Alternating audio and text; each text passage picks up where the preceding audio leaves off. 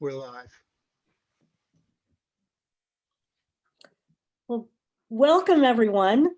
Bienvenidos. Bonjour. Glad to have all of you here in this 36th week of Cultivating Voices live poetry. Today with our new books showcase, featuring poets whose books came out just before or during the pandemic. I'm your host, Sandy Yannone, and I'm the author of Boats Women from Salmon Poetry. Amazing to have you joining us today live from what I affectionately call our Zoom poetry studio, or those of you who are watching us live on Facebook.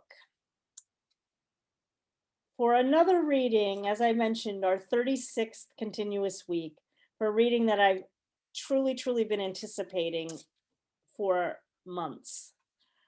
Well, before I introduce today's dynamic trio, a little bit more about Cultivating Voices live poetry. As I mentioned, we began at the end of the, I always say the end of the pandemic. I think that's a Freudian wishful thinking slip.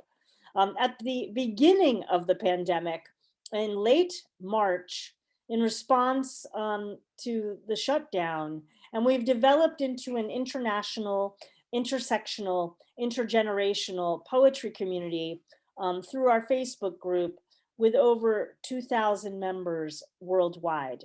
We alternate weekly readings between a live open mic. We have 8 readers, 10-minute sets each. Signups are on Thursdays on those weeks, and a new book showcase, 3 or 4 readers, 15 minutes each. It's by invitation, but if you are a member of Cultivating Voices Live, you can request a reading. And we occasionally have a special event. So please always double check our monthly schedule at the end of each week's event page. Well, now to today's poets. I'll introduce each before they read, and then return to introduce our special guest poet at the end of our features. And a reminder, folks, that this is a new book showcase. So we certainly hope that if you have the resources, you will purchase at least one collection today from our readers, and we'll be sharing links to their presses with you during the reading. Well, first joining us today from Pittsburgh is a poet who has been a model of poetry citizenship for me for years. I've known her work, her poetry, and also her work as the host of the public radio poetry program, Prosody, for many years. And it is an absolute delight to be able to have Jan Beatty joining us, reading from her 6th book, The Body Wars, which was published this year, 2020, by the University of Pittsburgh Press. Jan is the winner of the Red Hen Nonfiction Award for her memoir, American Bastard, which is forthcoming in 2021. For many years, Beatty's worked as a waitress, an abortion counselor, and in maximum security prisons.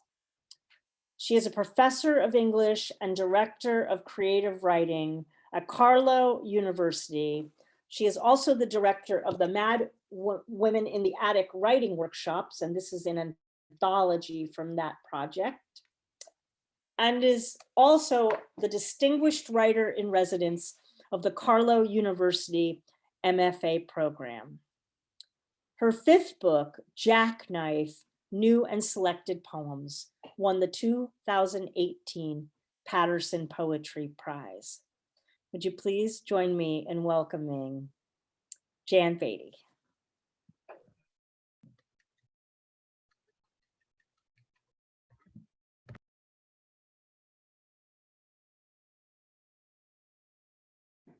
Thanks to everybody. Thank you, Sandy. Really, thanks to Sandy Yannone and Elizabeth for inviting me to be part of this. And as Sandy said, we go back a ways. I remember interviewing Sandy on Prosody, and as we said earlier, Sandy gave me the copy for the title for my third book, Red Sugar. More accurately, I stole it from her when she was reading. So, so there you go. But I owe a debt there. And so thank you for inviting me, and happy to read with Don Krieger, Lauren Russell, and Destiny Jones. So this is a great day. So I'm going to get started. I'm going to read from the Body Wars. This is the Body Wars here, and you can see it's hanging on the wall in my dining room. A painting by Michael Latenero. He's a great artist if you get a chance to look him up. So I'm going to start with the title poem, The Body Wars. I walked into the woods bleeding. I left the town and mourned. Midnight in Alaska, still light, and I was alone, walking into the Sitka woods. It had been 1 year since I'd bled, and longer since I'd fucked anyone. I was propelled forward into the thickness, into the needles and dirt of Sitka spruce, and stupidly not even afraid of bear. My father, the person I clung to, needed to stay alive, had died 6 months before. He was the only one who made sense in my body, and his leaving was the impossible thing. I didn't yet know my own wars and how to name them. So during my father's sickness, when I stopped bleeding, the gynecologist said, well, it's stress. And did I know that in World War II, the women paratroopers stopped having periods? I was stunned by his directness, intensity, earnestness. You are in a war, he said. I didn't know what to do with that. And so I got on a boat to Alaska, the Alaska Marine Highway, slept on the deck until I froze. Then the shipman gave me a hanging bunk and slipped me food from the cafeteria. They said, you can sleep here, but watch out for the bow thrusters. I had no idea what they meant until the sound burst open and my berth swayed, and it was time to get off. It was a time of great changes. And days later, I'm wandering the woods at midnight, feeling lost and found in this northern place. And it was there I felt the blood start to move, felt a rising and falling and the stream down my leg. And I cried in the forest alone for my beautiful father, gone too soon, for myself and all my ignorance, not even knowing my own wars, the ones already fought or the many to still come.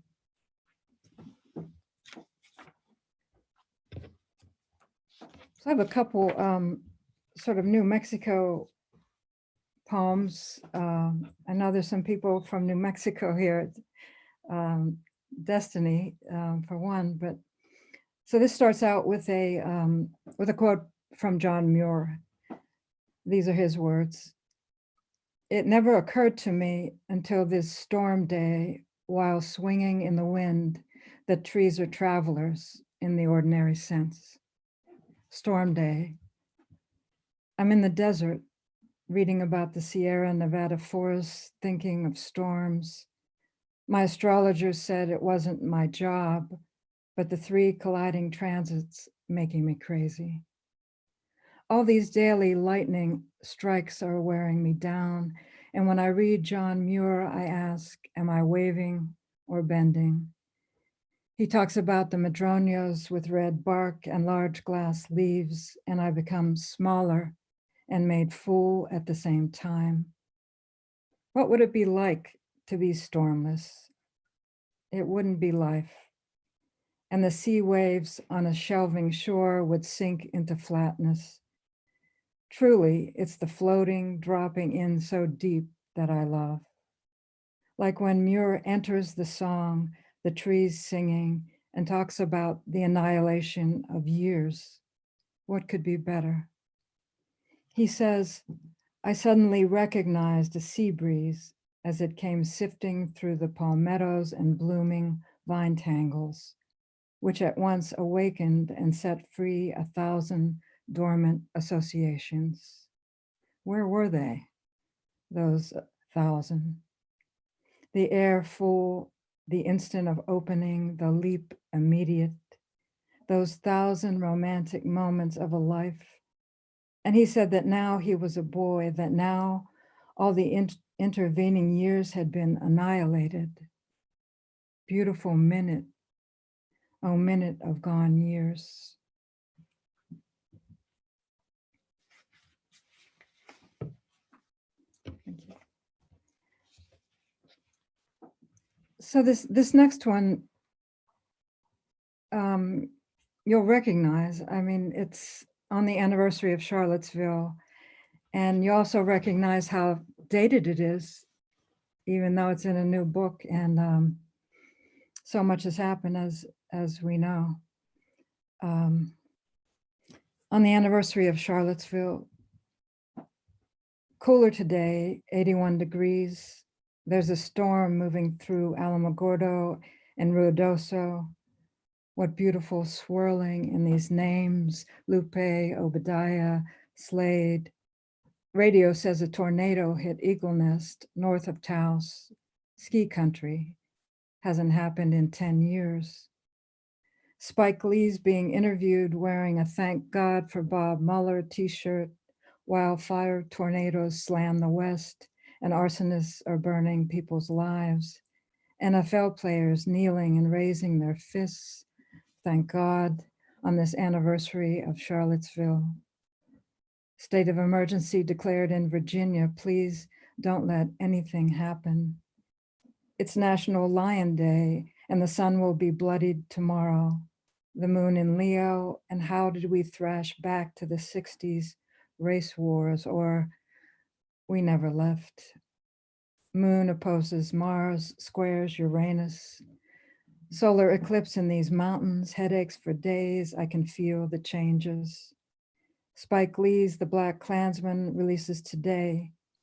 He said until the US owns that it was founded on genocide and slavery, we'll never get better. And the world's in a fire tornado on Highway 60, up from Angel Fire. Deranged air, high winds, flash floods, hail yesterday in the I-25 corridor. In Cibola County, storms moving towards Roswell on its way out of the Milky Way, and even the alien heads on fire.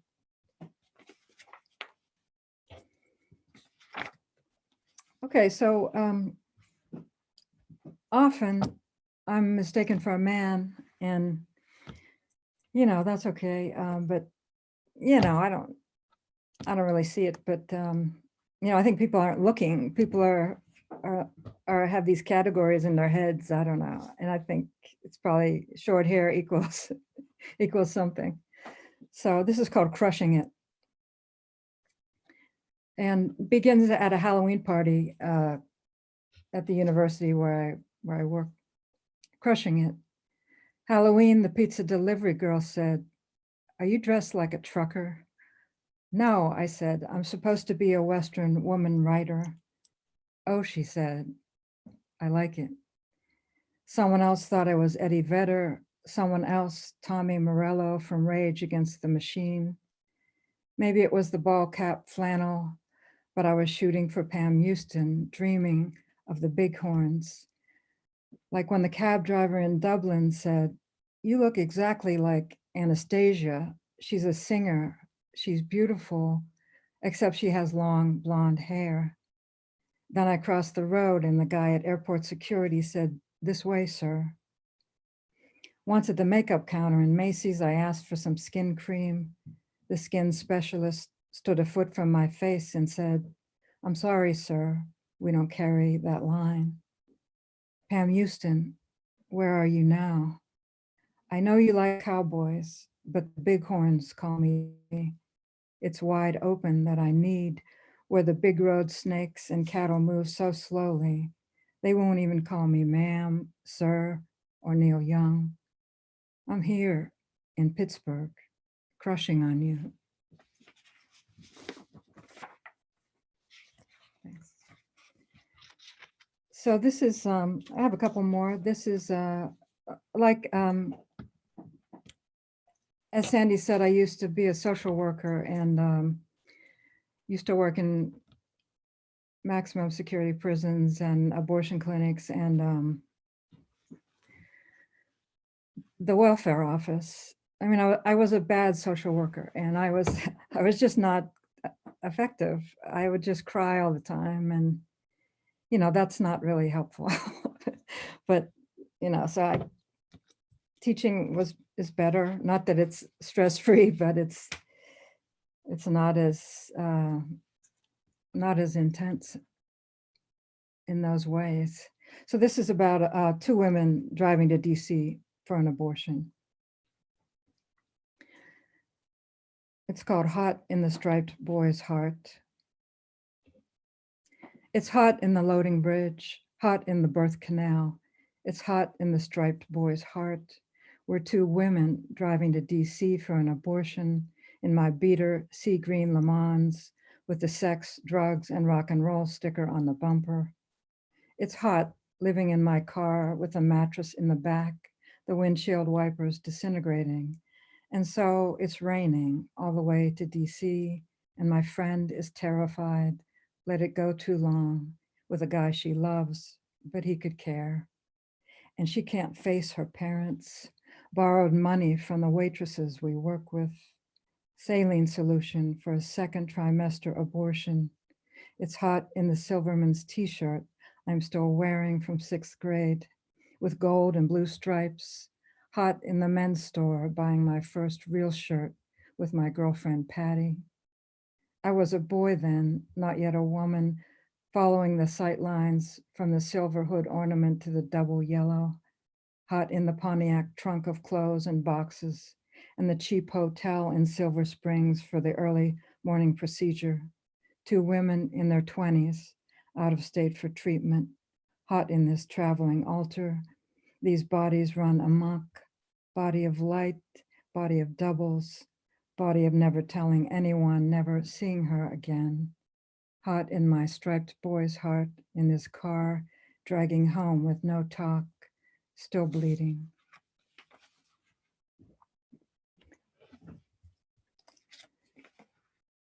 Thanks.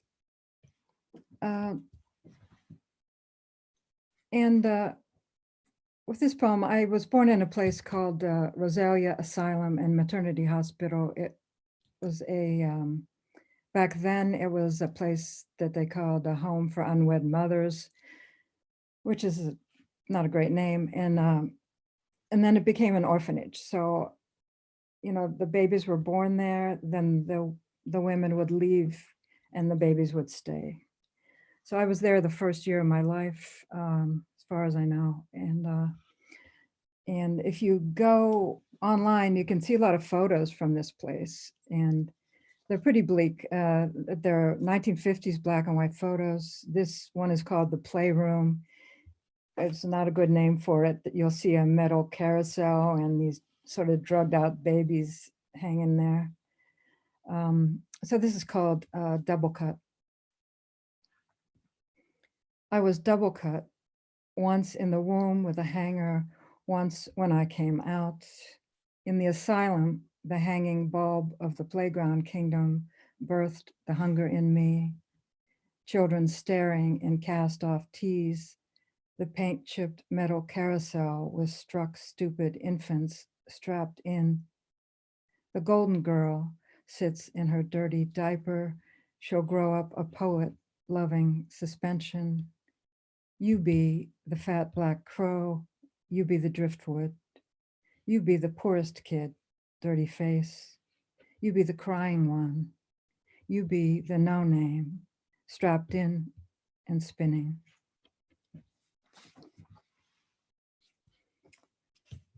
Okay, thanks. Two more. This is from my father who died many years ago. My father disappears into flowers. The apple tree in the backyard with white waterfall blossoms. My father's body disappearing in his sickness down to 90 pounds, his hat floating on his head. My father falling into the clothes rack, trying to buy smaller pants to fit. He's not gone. The air heavy with waterfall, and him vaulting down the front steps in spring. And this, thank you. This is my last poem. I was in West Texas a couple years ago and have to go back. This is called West Texas Love Poem. Spread a map on the hood of your car and try to remember what you wanted. If you want to be seen as yourself, that might not happen. If you wanted the prize, the explosion, the magnificence, run your hands over the map, feel the softness of the paper, the engine heat through the Guadalupe Mountains. Nobody promised you anything, and they shouldn't have. The mint green of the old map catapults you home, home, meaning wherever your hand is.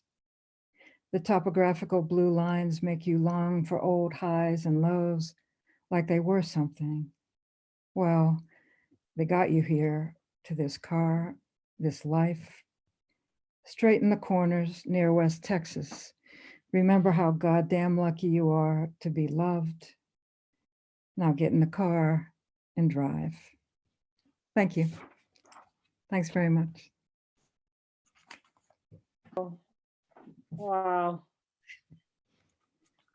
You may not perceive that you had been a good social worker, but you are one hell of a poet.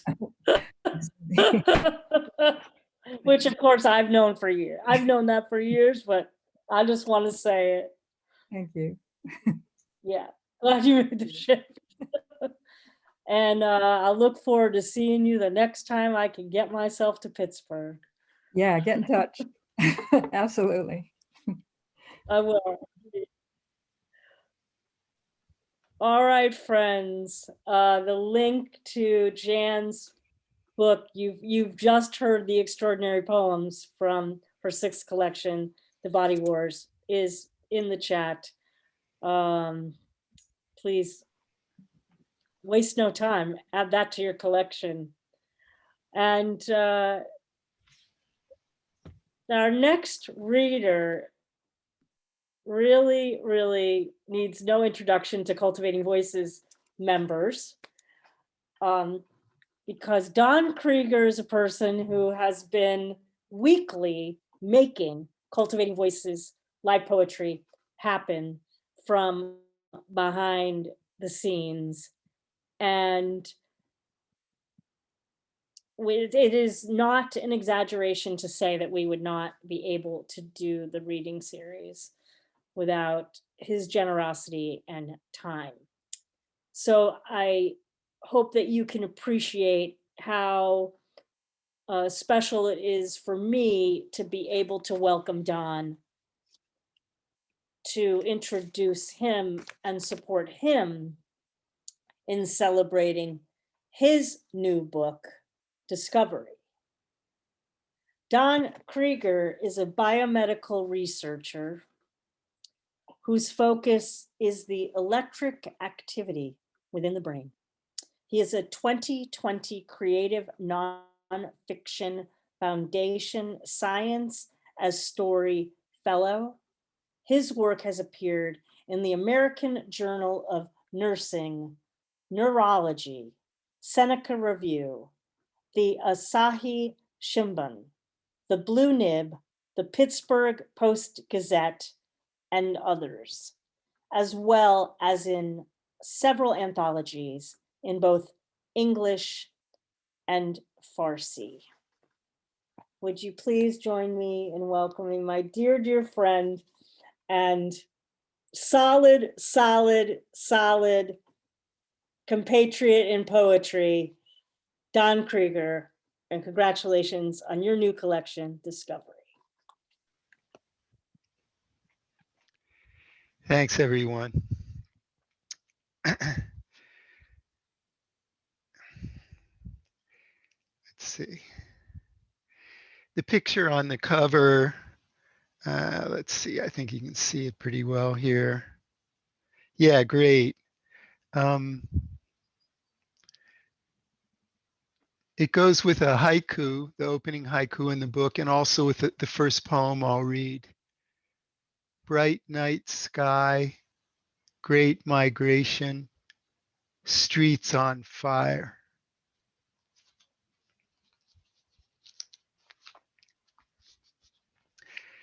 That familiar comfort.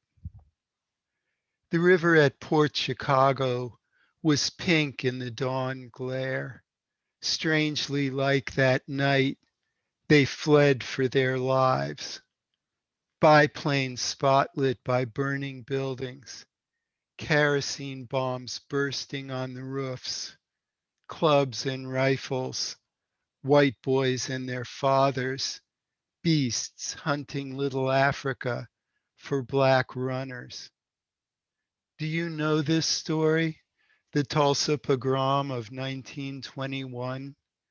6,000 black people jailed, no whites, the Greenwood ghetto burned to the ground, no insurance ever paid, no crime ever charged, the dead uncounted. I never knew it till today. I bear that shame, small price for my privilege.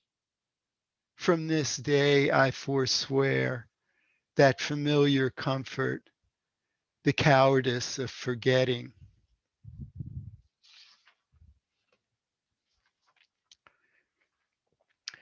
By way of introduction, this poem is from a collection written by Denise Levertov in 1970 for her students, Dawn. If the body is a house, the house a temple, in that temple is a labyrinth, in that labyrinth's core a vast room, in the room's remote depths an altar, upon the altar a battle raging, raging between two angels, one feathered with spines, with sharp flames, one luminous, the subtle angel of understanding. And from time to time a smile flickers on the face of the mean angel and slips shadowy over to the gentle face.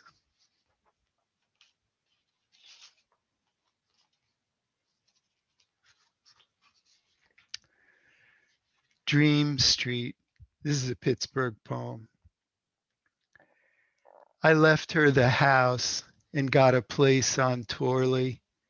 Each night the neighbors put chairs on the sidewalk, turn the TV face out, drink Iron City, and watch the kids play in the street.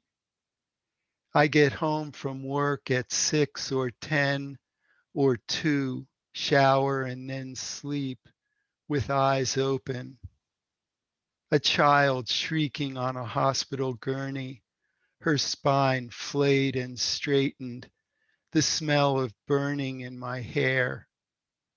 A new mother life flighted from the mall, brain shifting in the scanner, crushed by bleeding while we watch. We drink coffee and wait while a father facing doom in our hands says goodbye to his children. Each day I pedal in over the Bloomfield Bridge or drive when called at night, never dreaming what will come next.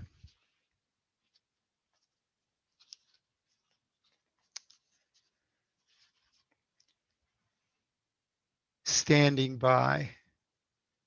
I moved the piano from the basement, had it repaired and tuned. She bought a lovely stool with claw feet. I fixed the seat with a deerskin cover. She never practiced, though, told me Grandma always looked at me so closely after my bath. Grandpa did something to me when I was learning to play. I paid someone to take the piano, then stood by while she struggled to remember. I broke out the concrete where a clogged downspout plunged into the foundation, fitted it with a clean out, formed a cement cover to protect it from the weather. One night she locked me out. I never understood, not that time or the others. I woke in the garage, chilled in the dark, my head buzzing like yellow jackets in the crumbling roof. It warmed me to think of her, our life together. I fetched the clean out cover and etched our names in its face with a rusted hanger. When she saw it, she said, "It looks like a headstone." Soon after, she had a stroke, then lingered. I knew her wishes and consented, stood by to see they were met. I still feel that I murdered. I still remember when last we spoke. We lay on the couch kissing.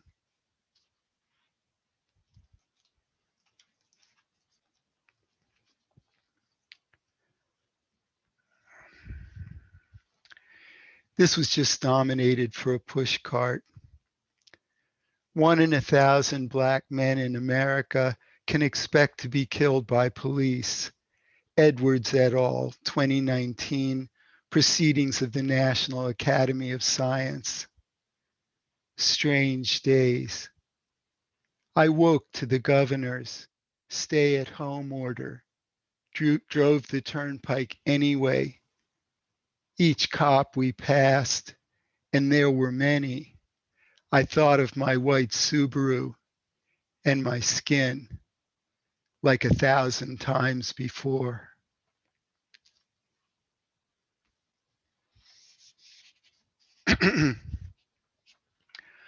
Almost invisible for my sisters.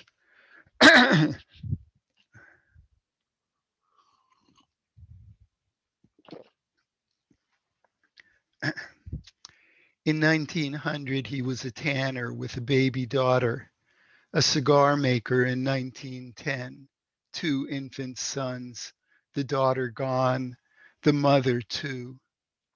I found 10 death certificates, dates and addresses, causes, 8 babies and the mother, all tuberculosis. The 10th was the father.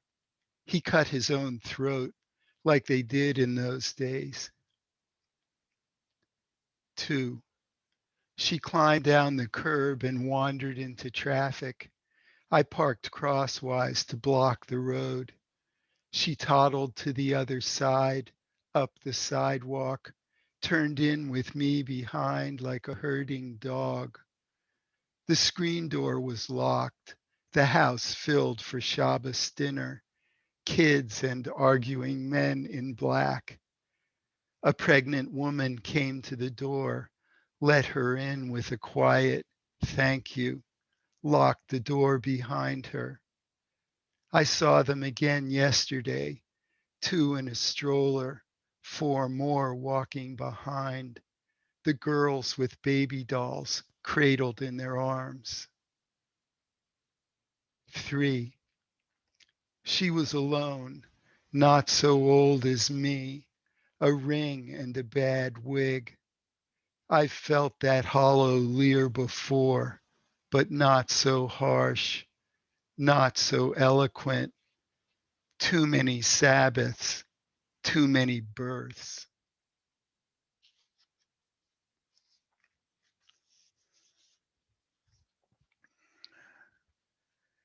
Obia, a spiritual practice, origin, Igbo, Nigeria. He tapped small drums, a wiry man, with skateboard, cross-legged, on the summer sidewalk. I refused his plea for alms with a palm wave. Ah, he said, the curse, of the white man. In my dream, he lives in a concrete room without furniture or heat. He and his friends are watched and murdered, yet they are kind, make poems and music, as some did at Auschwitz. I felt I had been there, in that room always, with him, my enemy. Then the bright light of morning washed through me with luminous privilege.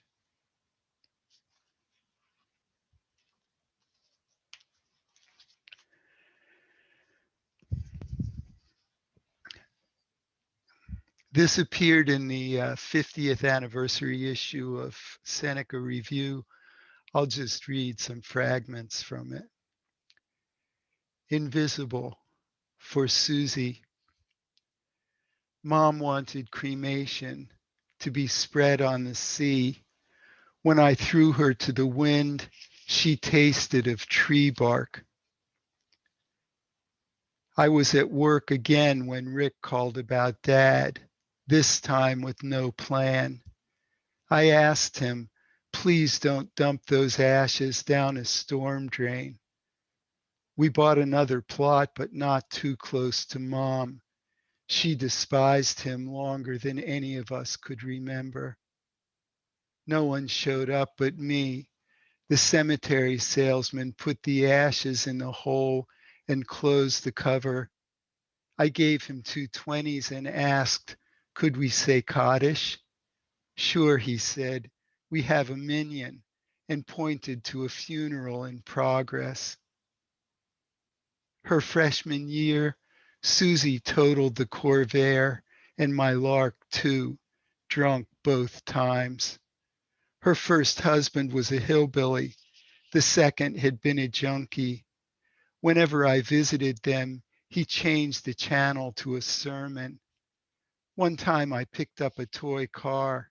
He shouted, don't touch that, and snatched it out of my hand. It was part of his diorama of the current NASCAR standings. Rick called about Susie's memorial service, delayed a year for her preacher's return from China. Hearing she was gone like that, no goodbye, no chance. Each day, I walk through the sports complex from the VA lot to my office, broken concrete, rust-stained ponding. I walk lightly and keep to the shadows, slowing if someone is ahead so she won't fear the man hulking behind her. I love the implacable weight of concrete, the forming, the astringent smell and heat of it as it sets, the dead cold when it's cured. The foundation of our Florida house was a slab ground glass smooth and level before they laid the block walls, set the hand crank casement windows, and roofed it with concrete tiles. That terrazzo floor was perfect for shooting down army men with marbles and for growing up unheard and unseen. My second wife was often startled when I appeared till I began walking loudly, a choice so difficult we both knew it for an act of love.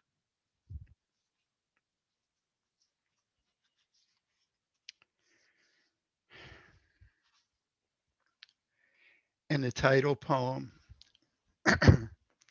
Our Shared Humanities. Nothing is deadlier, dogma, so beautiful, courage, riskier, faith, seductive, privilege, more noble and just, war, more profane, indifference, crueler, God.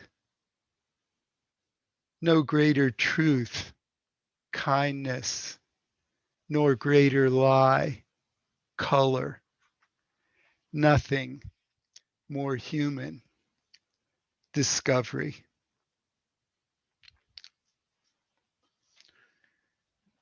Thank you, everyone, for listening and for hearing.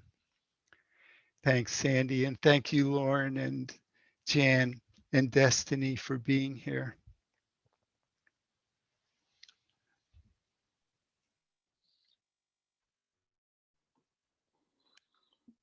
Folks, you've been listening to Don Krieger's work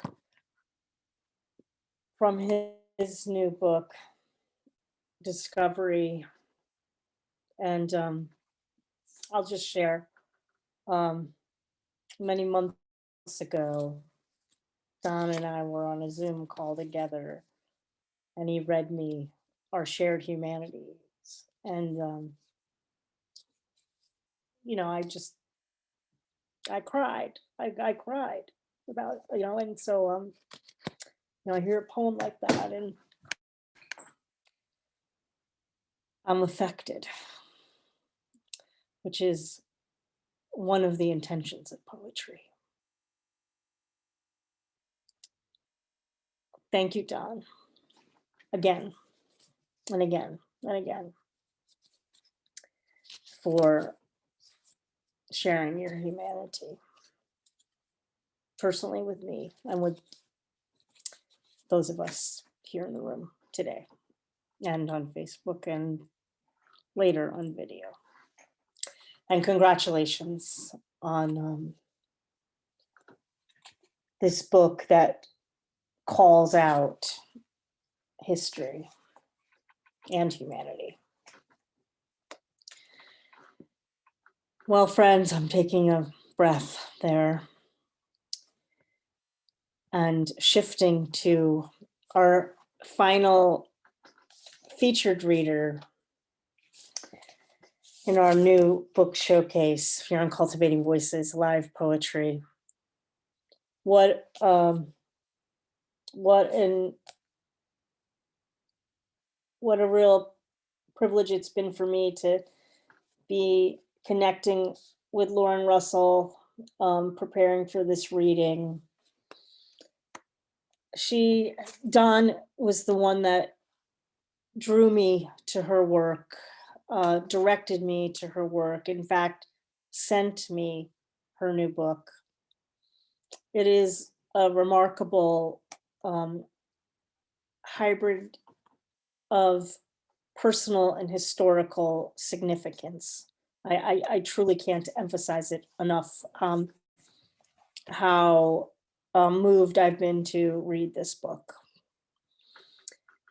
Lauren Russell is the author of Descent from Tarpaulin Sky Press, 2020,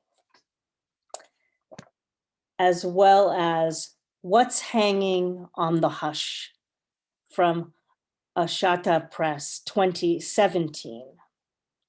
Lauren is a 2017 National Endowment for the Arts Fellow in Poetry, and she has also received fellowships from Cave Canem and the Wisconsin Institute for Creative Writing, as well as residencies from the Rose O'Neill Literary House at Washington College, the Malay Colony for the Arts, and City of Asylum, Passaporta. Lauren's work has appeared in the New York Times Magazine, the Academy of American Poets Poem a Day, the Brooklyn Rail, Cream City Review, Diagram, and the anthologies Bettering American Poetry 2015 and Furious Flower, Seeding the Future of African American Poetry, among many others. She was assistant director of the Center for African American Poetry and Poetics at the University of Pittsburgh from 2016 to 2020. And this fall, she joined the faculty at Michigan State University, where she is now the assistant professor in the Residential College in the Arts and Humanities and director of the Residential College Arts and Humanities Center for Poetry. It is my true honor to welcome Lauren Russell to read from her new book, Descent. And all I can say is thank you for writing this book. Thank you so much, Sandy. Thank you for the wonderful introduction. Thanks, Dawn, for inviting me. And it's really such a pleasure to read with Jan and Dawn, and I'm excited to hear Destiny. So thank you, everyone. My cat started making a tremendous amount of noise during that introduction, so they seem to have calmed down, but if you hear some meowing going on, I apologize. So Descent the project began in 2013. I acquired a copy of the diaries of my great-great-grandfather, Robert Wallace Hubbard.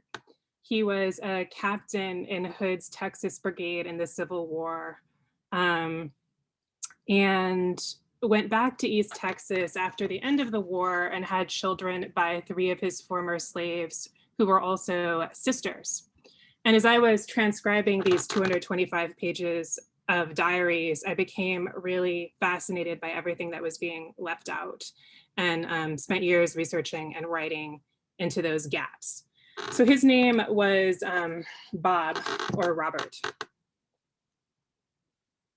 Dear Robert, dear Redbeard, dear specter of the great white father, dear slaveholder, dear Confederate captain captured at Gettysburg, dear dispenser of land, favor seaman, procreator of 20 children by 3 sisters simultaneously, dear father of the Negro League pitcher, dear farmer, schoolmaster, landlord, hired hand, grave paler, log roller, surveyor, and manure shoveler, dear singer, dear churchman and circus fan, dear reveler at brigade reunions, dear collector of sentimental poems about loneliness and redemption, dear pointy-eared like Lucifer and bearded beyond Rasputin, dear mythical Jim Crow defier, hero of my grandfather's childhood, who took him on the whites-only section of the streetcar. He claimed this really happened, proclaiming, "These are my grandchildren and they're sitting with me."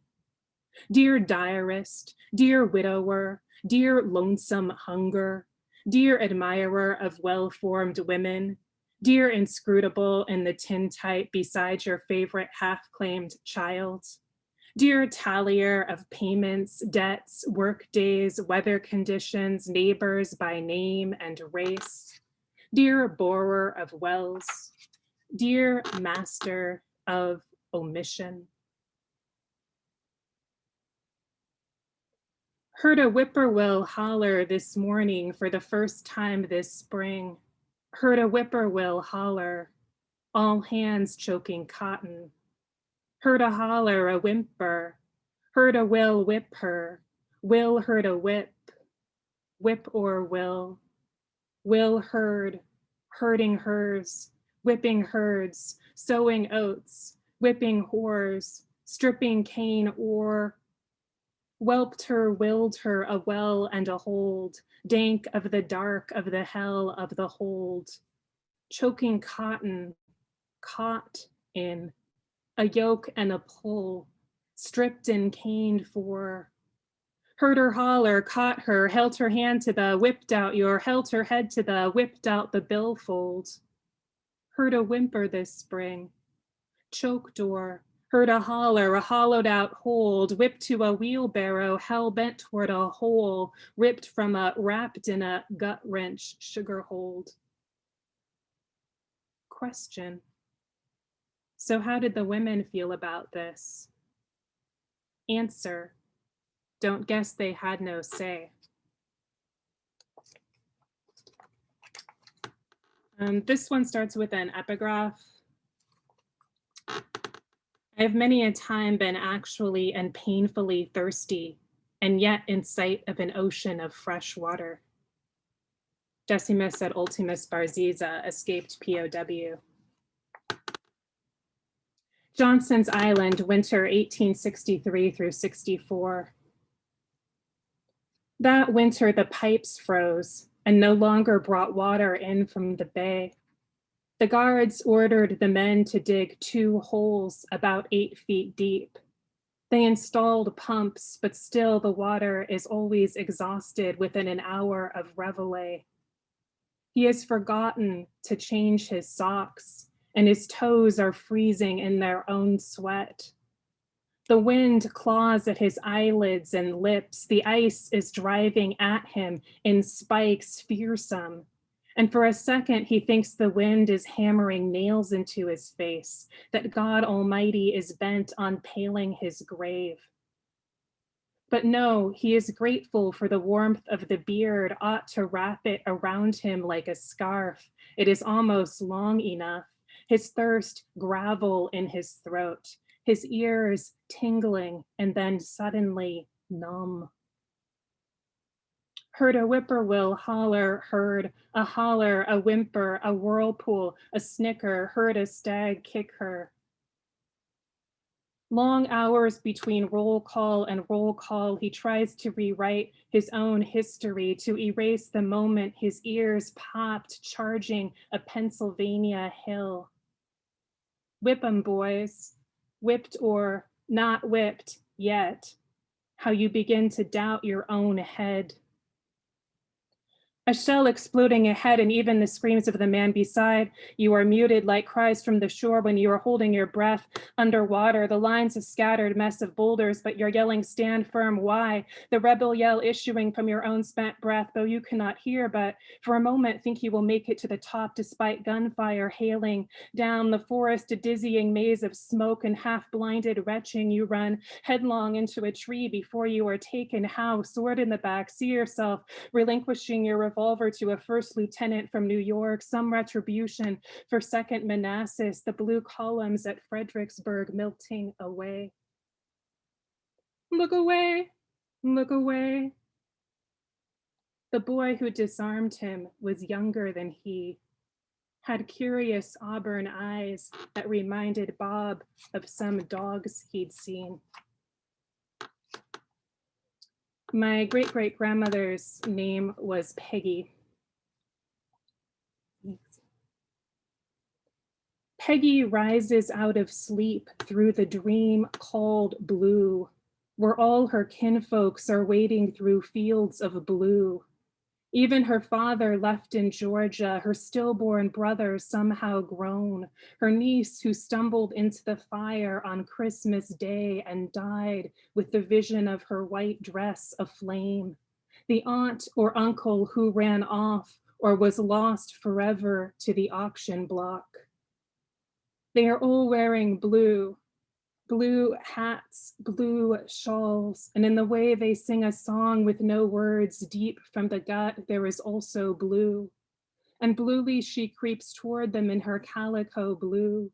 And now there is a dance, they are partnering for the quadrille, and the man they called Bo Peep cradles a banjo, strikes a tune blue.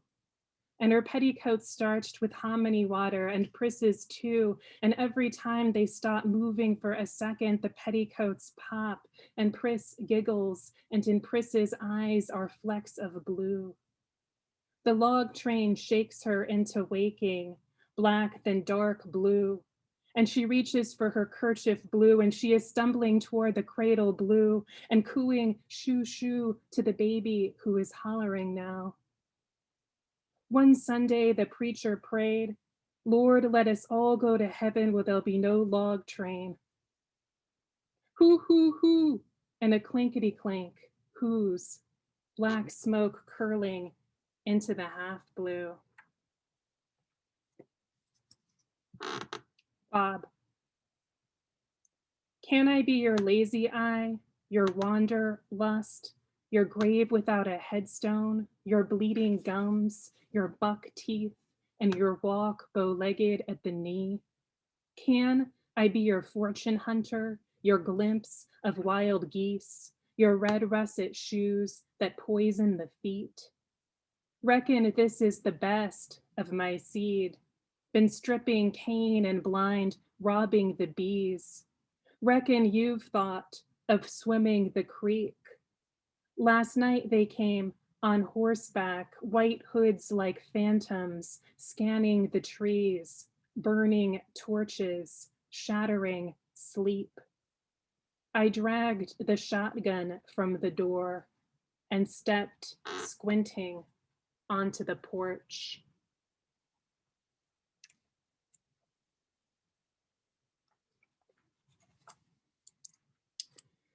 I want to think that when the witness tree leaned into the ledge, it heard her heart stop between one breath and the next. The day they buried Peggy, all the trees were whispering, the chinkapins and loblolly pines. Did she miscarry, bleed to death, while Bob or Plunk saddled the horse, rode miles panting after the doctor in town? Did she recall her mother's 20 pregnancies and bite her lips, her tongue the quilt, and finally the bedpost, lest her daughters hear her scream and come too close? Did she rage deliriously through the shakes, bloat from dropsy or hack through a consumptive fit? Or did she take her own life, swallow strychnine or arsenic, hang herself from a beam, clench a shotgun between her teeth? Peggy sometimes spoke in whispers. Sometimes she did not speak at all, but just said, uh-huh, leaning hard on the last syllable, or sure did, with all her weight on the first. Sometimes, if Bob looked closely, he would see a thought blow across her face. Once he might have tried to squeeze it out, but a woman is not sugarcane you can run through a mill, its secrets easily expelled. Peggy. Today I plucked a whippoorwill from down the bottom of the well. Her neck was broke, but still she hollered out her name. Get. The burst of freedom came in June. Go yonder way, I said. Once when she was 16, Peggy finished cooking the hominy and drew pictures with ashes left on the hearth.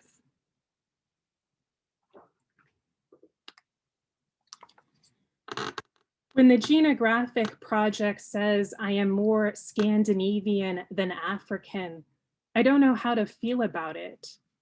If I went to Denmark in this skin, this smoking cyclone crown of frizz, and declared the findings, who would they convince? I'm told I am more Scandinavian than African and wonder where this belongs in the half-built book I am no longer living in. Bob Hubbard was always gathering moss for the mudcat chimneys he raised over Polk County.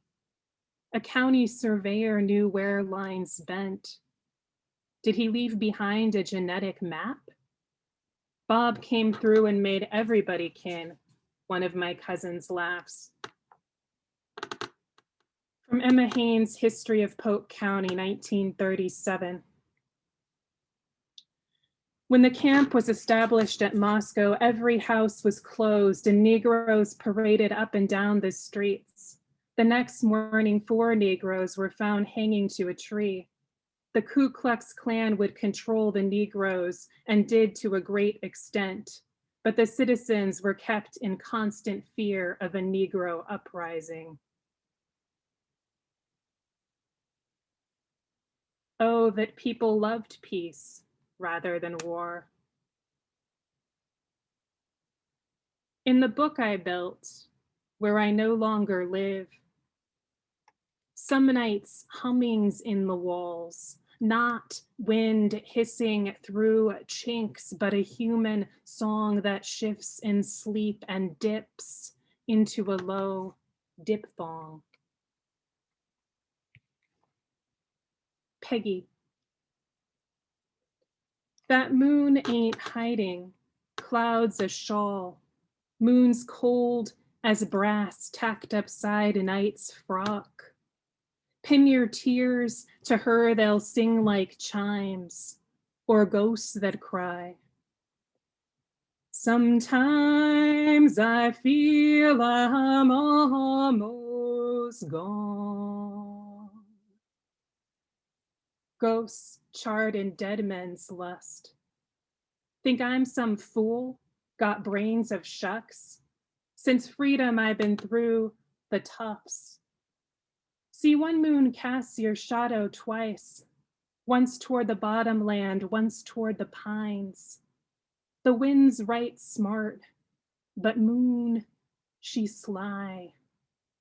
Look, lightning bugs, they spark, but they cannot catch fire. Thank you.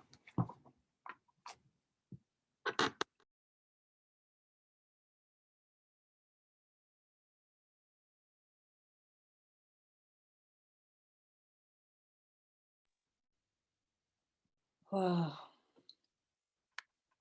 Lauren, I cannot imagine the journey of writing this book, mined from that diary that you found. And I wish you a strong journey with moving descent further and further out of history and into the present. Poetry reveals the power of stories and breaking the silence that is too often history. Thank you so very much for sharing Thank you. descent. Well, before we move to our special guest reader, I just want to invite everyone to unmute yourself if we can unmute for a moment and give a round of gratitude and applause to our three readers today, Jan Beatty, Don Krieger, and Lauren Russell. Thank you. Wow. Wonderful. Thank you. Three great readings. Three great readings. Just incredible. Indeed. Wow. Wow. Well, folks, if we would remute ourselves, I will move us along toward our special guest that we have today. I am very happy to be welcoming Destiny Jones to read a poem that I heard Destiny read just this week when I was listening to the open mic at the Cactus Reading Series out of Placitas, New Mexico, hosted by John Roach and Jules Nyquist. I was absolutely wowed by Destiny's poem, and I thought that you would be too. So I reached out, invited Destiny, and to my delight, Destiny said, yes, I will come on Cultivating Voices to read that poem. A little bit about Destiny. A little bit about Destiny. Destiny Jones, she, her pronouns, has always been passionate about writing. And you will see this in a moment. But with this pandemic, she has been spending a lot more time honing her hobby. If you're interested in reading more about Destiny's work, you can find her poetry page, Poetess Destiny, on Instagram. Would you please join me in welcoming Destiny Jones?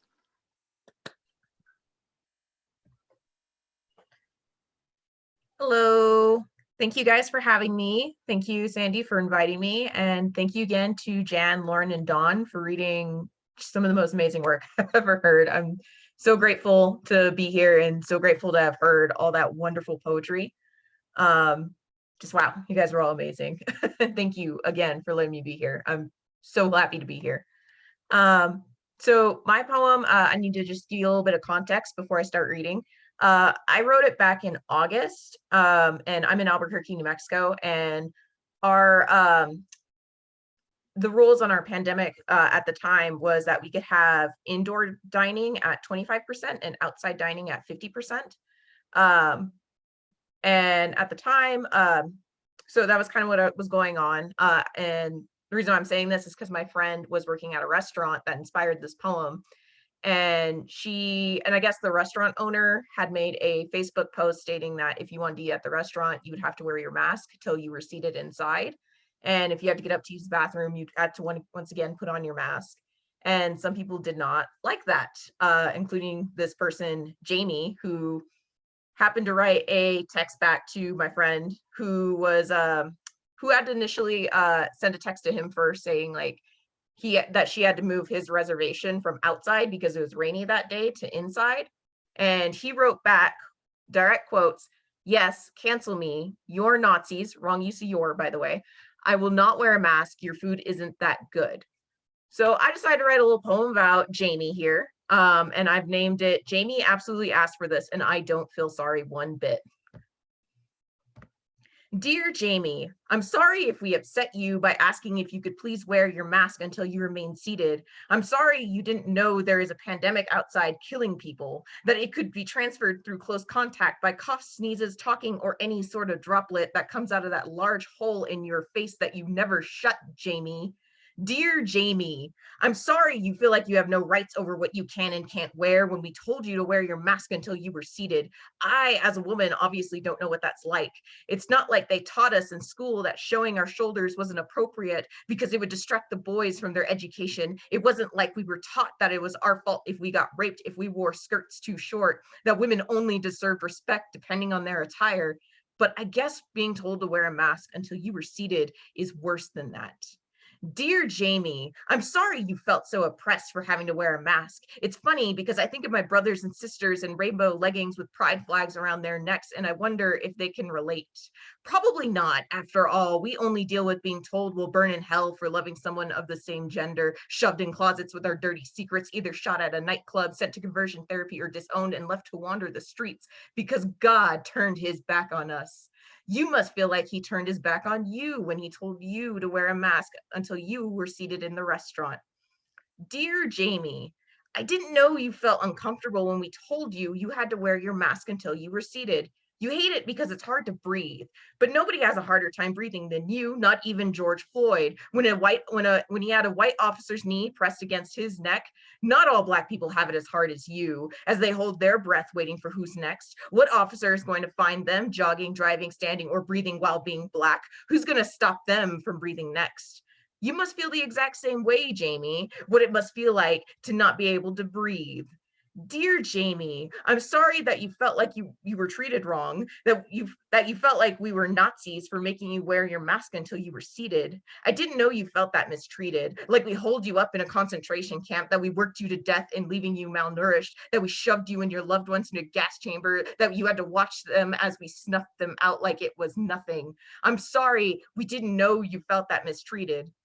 Dear Jamie, I'm sorry nobody has it harder than you, that none of us can relate to the oh so hard problem of having to wear a mask inside until you were seated at your table. I know this is a difficult time for you, that this is a huge inconvenience for you, but maybe when the pandemic ends, when people are done littering our hospitals with their verge of death sickness, when they stop praying to God to live, when we stop living in fear for our loved ones, when we can finally kiss and hug and stand side by side instead of 6 feet apart, then you won't have to wear a mask inside until you are seated inside the restaurant. Until then, I ask two things of you. Dear Jamie, when you come inside the restaurant, please wear your mask until you are seated at your table. Also, Jamie, shut up. Thank you.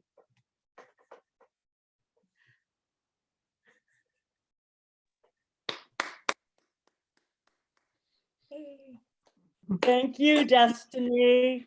Thank you. I'm wearing one of my favorite masks. This is the mask of Jules Poetry Playhouse from Placitas, New Mexico. I love this mask. It's super comfortable. So if you want to have a cool poetry playhouse mask, I'll put the link to the chat where you can order one of these poetry masks in the chat. I hope you can see why I wanted Destiny to come share that message of poetry with us about wearing our masks. Thank you, Destiny. It was just Thank as you. great to hear it the second time as it was to hear it the first time. Thank you. Thank you. Thank you for having me read it. It's so exciting. I'm gonna take my mask off now. And have just a few final comments for today. Again, I want to thank our readers. Today you heard from, in our new book showcase, Jan Beatty reading from The Body Wars, Don Krieger reading from Discovery, and Lauren Russell reading from Descent, with our special guest, Destiny Jones, reminding us to wear our Jules Poetry Playhouse masks or other masks.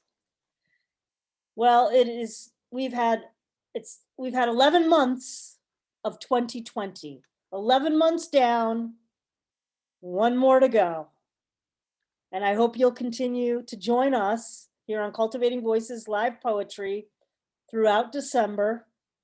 Mark your pandemic calendars for next Sunday, December 6th, with the return of our live open mic. Signups will be on Thursday, December 3rd, beginning at 12 noon Pacific on the Cultivating Voices live group page. All are welcome to join the group and sign up. 8 readers, 10-minute sets apiece.